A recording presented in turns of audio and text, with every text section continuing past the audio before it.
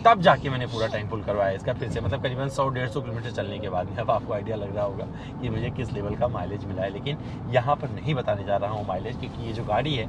नमस्कार, मैं अमित द्विवेदी आप सभी का स्वागत करता हूँ अपने इस चैनल पावर ऑन व्हील पर। और मेरे साथ में XUV 700 का डीजल वेरिएंट है, जो कि इसका टॉप वेरिएंट है ऑटोमेटिक। मैं क्या करने जा रहा हूँ, अमृतसर जा रहा हूँ, और मैंने सोचा चलो इस दौरान जब मैं ड्राइव शुरू कर रहा हूँ तो क्यों ना आपको एक प्रैक्टिकल माइलेज टेस्ट करके बताऊँ कि जब मैंने 1000 किलोमीटर चलाया तो इस गाड़ी ने मुझे कितना माइलेज दिया, और क्या एक टैंक में अमृतसर पहुंच सकती है या नहीं, इसका भी जवाब दूंगा अपने इस वीडियो में। और साथ में और कुछ जानेंगे इस गाड़ी के बारे में, चलाने में कैसी है, कैसा रहता है एक्सपीरियंस, और ओवरऑल जो अभी इतने साल इतने महीने होने के बाद में इस गाड़ी का अब परफॉर्मेंस कैसा है, ये सब कुछ मेरे इस लॉन्ग ड्राइव वीडियो में आपको जानने को मिलेगा। तो चलिए शुरू करते हैं।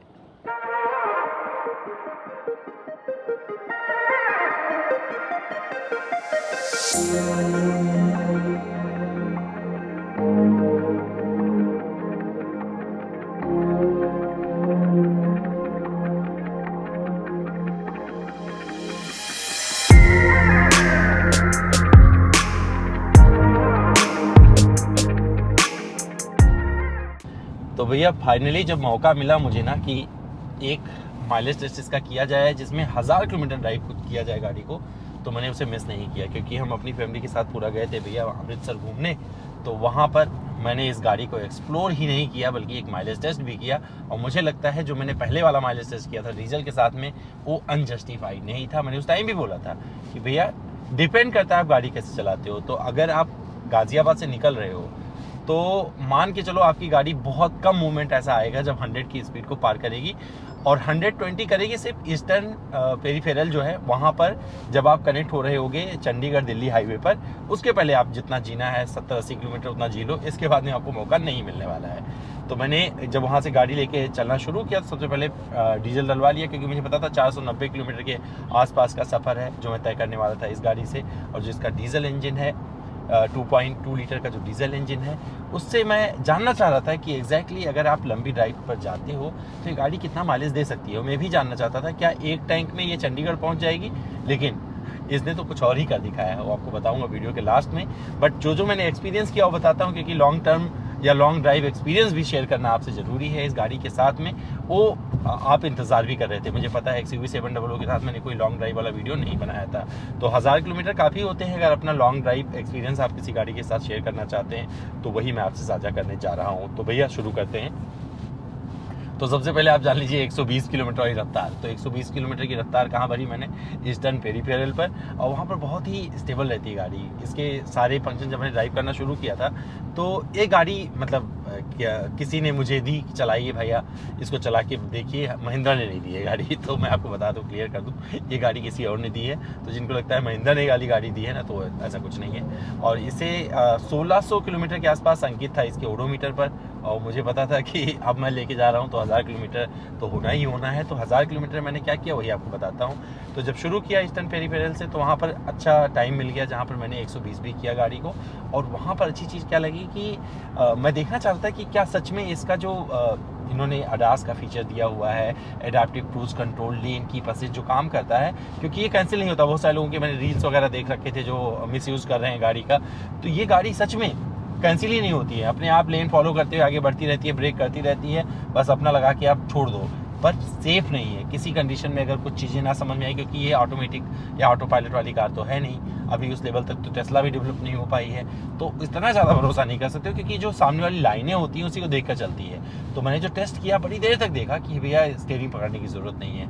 और ऐसा ही कुछ एक्सपीरियंस किया मैंने Hyundai वर्ना में हाल में ही, उसमें भी मतलब कैंसिल ही नहीं होता, सिर्फ आता है कि भैया अब स्टीयरिंग व्हील पकड़ लो, ये रिक्वेस्ट करता रहता है पकड़ लो, नहीं पकड़ोगे कोई बात नहीं, चलता चला जाएगा और इसको कोई दिक्कत नहीं होती। तो ये बहुत अच्छी चीज़ रही। एक दो चीज़ें मुझे ग्लिच लगा, वो जो एंड्रॉयड ऑटो एप्पल कारप्ले आप यूज़ करते हो तो बीच बीच में अपने आप डिस्कनेक्ट हो जाता है, तो वहाँ पर लगेगा थोड़ा सा कि ऐसा क्यों हो रहा है, समझ भी नहीं पाओगे आप। तो मुझे लगता है एक आध अपडेट और आएगा तो उसमें चीज़ें दुरुस्त हो जाएंगी। अच्छी चीज़ मुझे इस गाड़ी की बहुत लगी, जब आप टर्न इंडिकेटर दे रहे हो तो राइट हैंड का, तो राइट हैंड में आपको एक छोटा सा मतलब पूरा डिस्प्ले इस साइड का नज़र आता है, लेफ्ट का देते हो तो इस साइड का नज़र आता था। सेफ्टी फीचर के लिहाज से मुझे लगता है ये बहुत अच्छी चीज़ है। और अगर आप सेफ रहना चाहते हैं तो ऐसे फीचर्स को ज़रूर चूज करिए। ये मेरे फेवरेट फीचर्स हैं और मुझे अच्छा लगता है इस गाड़ी में ये देखकर।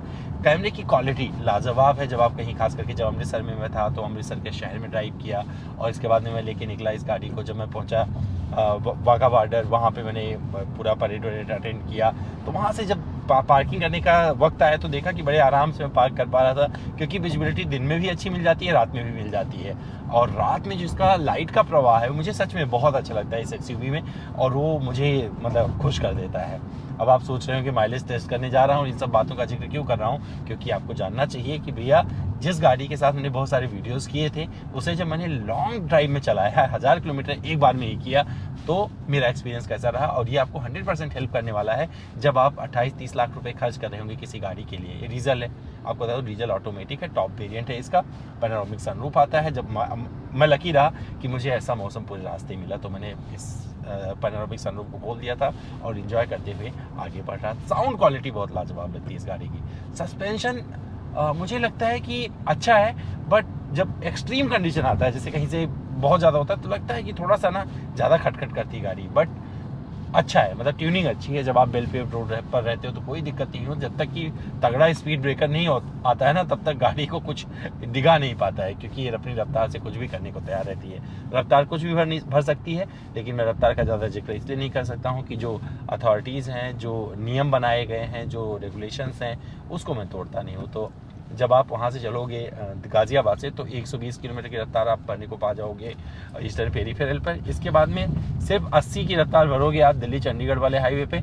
और जब अमृतसर की तरफ चलोगे तो कुछ रास्ते पर आपको 100 मिलेगा, 100 की रफ्तार, लेकिन कुछ पर आपको 90, मतलब अमूमन टाइम पे आपको 90 का चलने का सहूलियत दे देते हैं। पर ये रास्ता बहुत ही बिजी है। मतलब आपको बताऊं, मैं बोलता रहता था हमेशा कि जब आप मुंबई की तरफ जाते हो तो रास्ता जयपुर तक काफ़ी भरा मिलता है या अजमेर की तरफ काफ़ी भरा मिलता है, लेकिन जब आप अमृतसर एक्सपीरियंस करोगे सच में रोड कभी आपको खाली नज़र नहीं आएगी। यहाँ पर हमेशा गाड़ियाँ दिखती रहेंगी और गाड़ियों के साथ आप जिंदा रहोगे। मतलब इसे बोलते हैं ना, जिंदा दिली वाला ड्राइवर। आप चला रहे हो तो आप जिंदा हो, साथ में गाड़ियों के साथ ओवरटेक कर रहे हो, ब्रेक कर रहे हो, घूम रहे हो, इधर घुमा रहे हो, इधर घुमा रहे हो। तो ये बहुत अच्छी चीज़ है। और यहाँ पर जो एडास के फीचर्स इसमें दिए गए हैं काफ़ी सुकून वाले होते हैं और आप में कॉन्फिडेंस भरते चले जाते हैं। कंफर्ट की बात करें तो मेरा पूरा परिवार इसमें गया था। एसी की कूलिंग अच्छी लगी, क्योंकि गर्मी का मौसम शुरू हो चुका है, तो किसी ने कोई कंप्लेन नहीं किया। पीछे वाली सीट पर बहुत ही कंफर्टेबली मेरे बच्चे बैठे हुए थे, उनको अच्छा लग रहा था। पीछे मैंने सामान रख लिया, तो इसका मैंने पहले भी जिक्र किया था, कंफर्ट टेस्ट मैंने किया हुआ है ऑलरेडी, तो उसको मैं करने भी नहीं जा रहा हूँ। पर मुझे ये चीज़ बहुत अच्छी लगी गाड़ी की। जो हाइट है अच्छा है, रोड प्रेजेंस बना रहता है, स्टीयरिंग का फीडबैक बहुत अच्छे से आता रहता है। तो ये सब चीज़ें आप तभी एक्सपीरियंस कर पाओगे अच्छे से जब लॉन्ग ड्राइव कर रहे होगे। छोटी छोटी जगहों से आप निकल पाते हो इस गाड़ी को लेकर, एक कॉन्फिडेंस रहता है। सिटी वाला जो जब ओवरटेक करते हो तो वहाँ तो कॉन्फिडेंस मिलता ही मिलता है, लेकिन जब ओवरटेक करना होता है हाईवे पर, जहाँ पर आपको तेज़ रफ्तार में जाती हुई ट्रक दिख जाती है, वहाँ से निकलने की कोशिश करते हो, तो वहाँ पर बहुत अच्छे से कॉन्फिडेंटली आगे आपको बढ़ा देती है। तो जब मैं वहाँ से घर से निकला तो जब पूरा टैंक फुल करवाया था, मतलब पूरा का पूरा ऑलरेडी फुल था, बट 20-25 लीटर इसमें और आया तो मैंने डलवा दिया। और इसके बाद में जब मैं चंडीगढ़ से जब अपना अमृतसर से लौटा तो मैं वहाँ से चला चंडीगढ़, अमृतसर आया। अमृतसर से जब वापस लौटा तब जाके मैंने पूरा टैंक फुल करवाया इसका फिर से, मतलब करीबन 100-150 किलोमीटर चलने के बाद में। अब आपको आइडिया लग रहा होगा कि मुझे किस लेवल का माइलेज मिला है, लेकिन यहाँ पर नहीं बताने जा रहा हूँ माइलेज, क्योंकि ये जो गाड़ी है मैं सिर्फ इसका एक्सपीरियंस अभी आपको बता रहा हूँ और अभी अब साझा करता हूँ। मतलब कहीं पर रुकते हैं, कहीं जगह पे बैठते हैं आराम से, तो वहाँ पर आपको बताते हैं कि कितना माइलेज इस गाड़ी ने दिया है। लेकिन जो मेरे एक्सपीरियंसेस थे वो मैं आपसे साझा कर सकता हूँ। मैं कई बार देखा जो बड़ी बड़ी गाड़ियाँ जाती हैं, गुजर रही होते हैं पास में, जैसे फॉर्चूनर हो गई, एंडेवर भी अभी बहुत दिखती है। खास करके अगर आप पंजाब आते हैं तो यहाँ पर थार, एंडेवर, फॉर्चूनर भरी पड़ी आपको मिलेंगी। और सच बता रहा हूँ, ये गाड़ी उनके सामने जो बच्ची नहीं रहती कि बच्ची लग गई है, आपको दिक्कत हो जाएगा, वो जा रहे हैं तो आप हिल जाओगे, नहीं।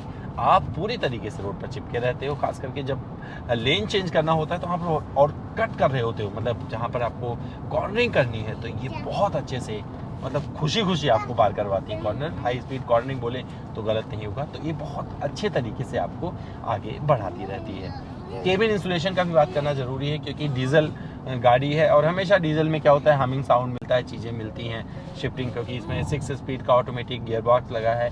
इसका कैसा रहता है परफॉर्मेंस, तो बड़ी प्रिसाइजली अपने आप ही शिफ्ट कर रही है, तो मुझे ज़्यादा टेंशन लेने की ज़रूरत नहीं है। आराम से शिफ्ट करती हुई गाड़ी आगे बढ़ाती रहती है। मैंने एक बार भी इसका मैनुअल यूज़ नहीं किया।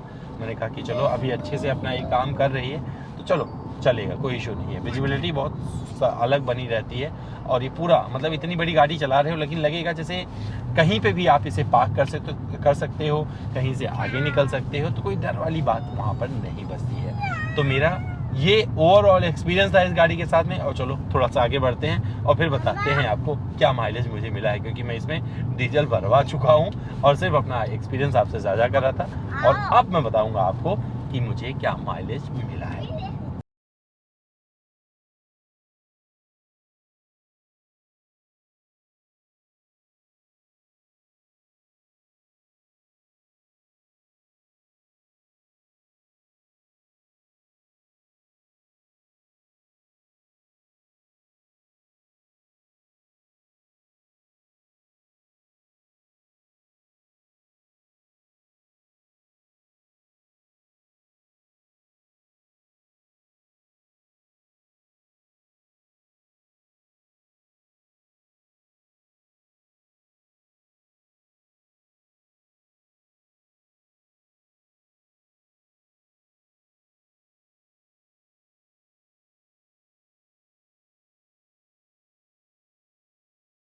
तो भैया माइलेज टेस्ट आ चुका है सामने और यहाँ से चला था गाजियाबाद से, टैंक फुल करवाया था और जब अमृतसर पहुँचा तो टैंक खाली नहीं हुआ और जब अमृतसर से वापस लौट के आया करीबन 150 किलोमीटर फिर मैंने दोबारा इसमें डीजल डलवाया। जो मुझे माइलेज मिला वो मिला 15.17 किलोमीटर प्रति लीटर का और मुझे लगता है कि ये माइलेज उसी के आसपास है जो मैंने पहले आपको माइलेज टेस्ट करके इसका बताया था। एक्सक्लूसिव माइलेज टेस्ट था मेरा, वो पहली बार अपनी यूट्यूब पर देखा था और ये था प्रैक्टिकल माइलेज टेस्ट कि अगर आप लॉन्ग ड्राइव कर रहे हैं इस गाड़ी के साथ में और आराम से चलाते हैं, जिसमें आपकी रफ्तार बहुत ज़्यादा 140 150 की बात नहीं कर रहा हूँ, नॉर्मल वाली स्पीड की बात कर रहा हूँ, जो अनुशासित लिमिट है जो सड़क पर आपको दी गई है कि इस पर आप चला सकते हैं, तो इतना माइलेज मिल सकता है। तो भैया मेरा वे वीडियो कैसा लगा ये कॉमेंट करके ज़रूर बताना। इंतज़ार कर रहा हूँ आप सभी का कॉमेंट बॉक्स में।